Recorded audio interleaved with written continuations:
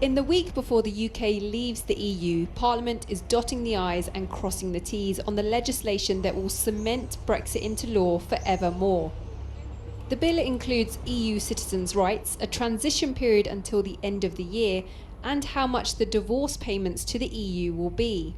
But there's no unity in the Union, as all three devolved legislatures in Wales, Scotland and Northern Ireland refused to give consent to the withdrawal agreement bill, and that meant a clash in the Commons.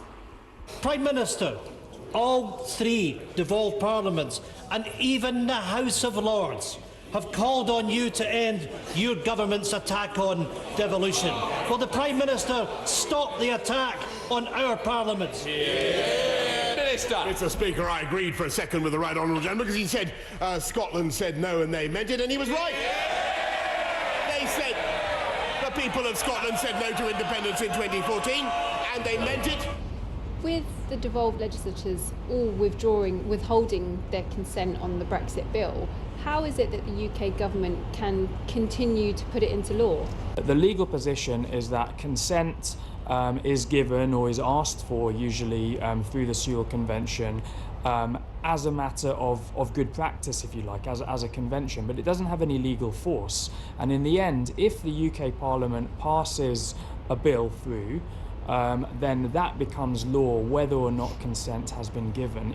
Over the past few days, the House of Lords has defeated the government 5 times, adding tweaks and changes to its withdrawal agreement bill. But today in the Commons, they were swiftly stripped back out, because that's exactly what you can do when you have a huge majority in government.